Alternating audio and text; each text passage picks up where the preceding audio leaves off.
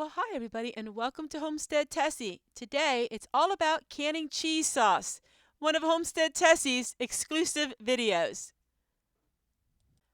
All right, we're going to get right into the video because that's why people clicked on it, and then we're going to talk a little bit about what you just seen in this video. First thing you want to do is, I get my cheese sauce at Walmart. You can buy it online at Walmart, or you can buy it in the store at Walmart, and it only costs you about $5 to $6. Now, of course, the price of food is different in different regions, but still it's extremely frugal. And this is all I do is I open up the can and I put the cheese right into the jelly jars cold as is.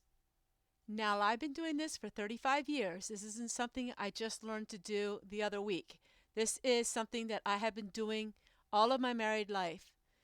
Now what you want to do is you want to go ahead and put the lids on your jars. Make sure you clean the rims off first. The most important thing is you don't want to use any jar bigger than a jelly jar. I would recommend you use only a jelly jar, like you see the Cheese Whiz jars that you buy in the store. You don't want to do this by the quart, and you don't want to do it by the pint.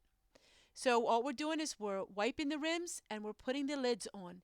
As you see, these are store-bought jars. In other words, they had jelly on them, and I am reusing them. I don't boil my lids ahead of time because the difference is this is pressure canning only. You are not going to water bath this cheese. Let me make that clear again. This is pressure canning only. This is not USDA regulated. But I'm going to go into deep detail to explain to you why, as a rebel canner, I do lots of canning, but I do something different. I pressure can it. Since I have a double rack, I can double stack it. And that makes it so economical because I can do up to 20 in one time. I pressure can mine for 35 to 45 minutes at 10 pounds pressure per my altitude. So I'm asked all the time, well, how long does home canned food last? Well, almost indefinitely. If you store it in a cool, dark place and you canned it properly and it's remained sealed, it will last a long time. I don't have any food older than 3 years. So the oldest of my food is 3 years old, but it can last up to 5 years. No problem whatsoever as long as it's sealed properly.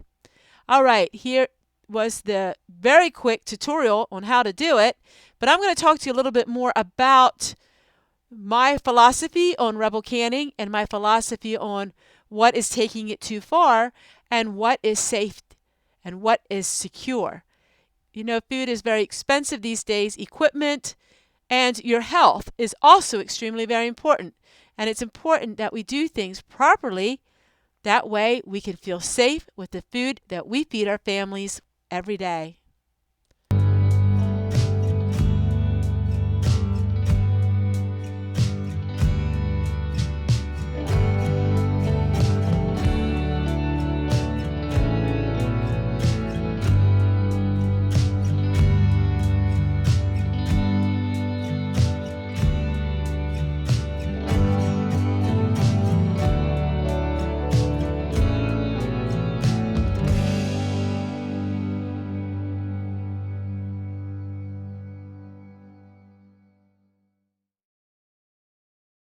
Rebel canning is considered anything that is not canned by the USDA.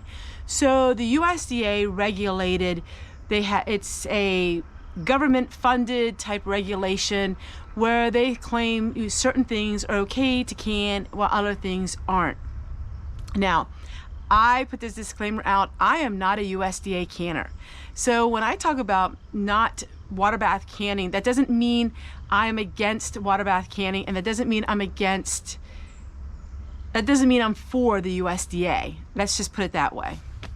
I was one of the original rebel canners, and when I started my channel 6 years ago, I shared about recanning things in a world that people weren't doing that. I was one of the pioneers when it comes to canning cheese sauce and things like that. And so rebel canning is very important to me, but there is a difference. But I'm all for pressure canning rebel canning. So cheese sauce wouldn't even be recommended to pressure can. But I believe in pressure canning, and I believe you can pressure can just about anything. The difference is in the heat. So water bath canning won't go greater than boiling temperature. While I am not an expert on all of this, that is for sure, I am an expert when it comes to my life and all of the canning that I have done. I have years of knowledge and thousands of jars, literally thousands of jars of canning that can back me up on what is to pressure can and what's not. So I think, so the situation we have now is people are water bath canning everything. You know, they're water bath canning just about anything you can imagine. I've even seen somebody water bath canning salad dressing. And the problem with that is, in other countries, yes, they do that. And I'm not going to go into all of that, but there's a reason why some things can be done in other countries. It has to do with your altitude. It has to do with the temperature of boiling water in your altitude. Some people's altitude is so much different that the temperature for them to their water to boil is so much higher. But here in the United States, even in the United States, it's different with temperatures. But enough of that said, what we're going to talk about is my canning of my cheese. I pressure can my cheese. So I pressure can my cheese for about an hour, and it is amazing. I love it. It's so handy. We can make nachos with it. We can make all kinds of things with it. And I have many tutorials on it. Now, I tried pressure canning milk one time, and it curdled. And that is the extent of my pressure canning low acid foods that are different. Now, I do a lot of recanning. I will recan just about anything. If it's in a store, and I recan it, but when I recan things, I only water bath recan. In other words, I don't recan low acid items, and here's why. Low acid items have to be pressure canned, in my opinion. I'm going to stay with that the rest of my life, because I would never want to give information out that could possibly kill someone. And if you water bath can low acid items, there's so much errors that can happen in that it's just beyond me to even recommend that.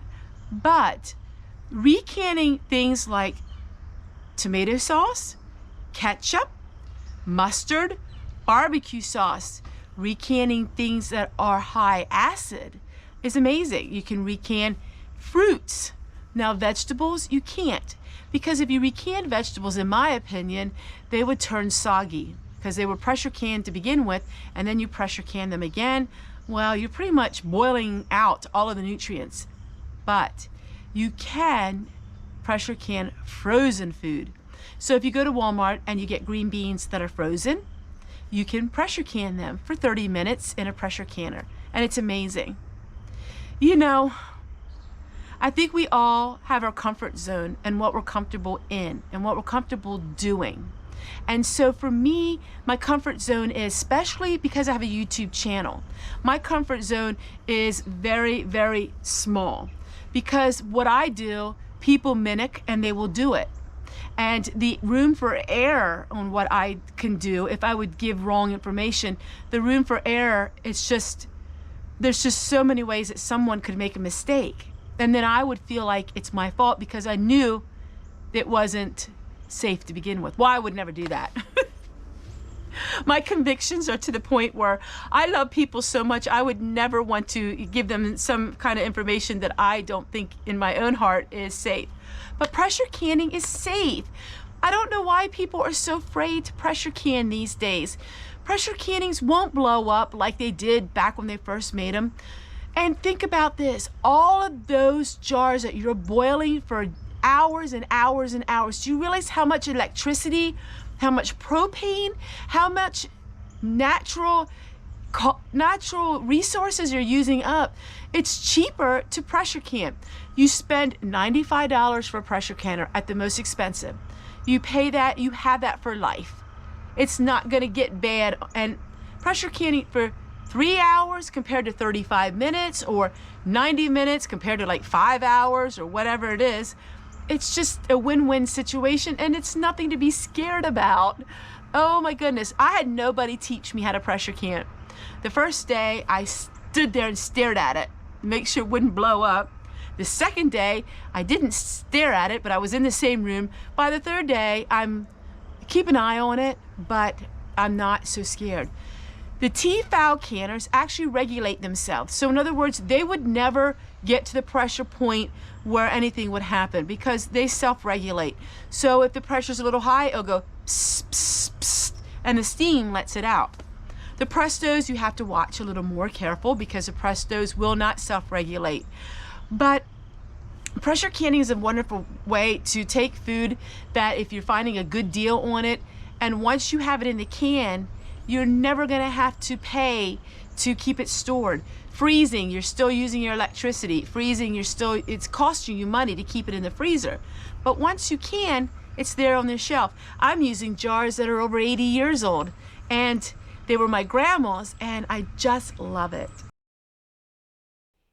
If you're interested in learning how to can food, from the beginners to the experts, I have a whole playlist of hundreds of videos on canning just about everything, even home canning shortening to make it last for many years to come. Click on these pictures that you see right here popping up on your screen.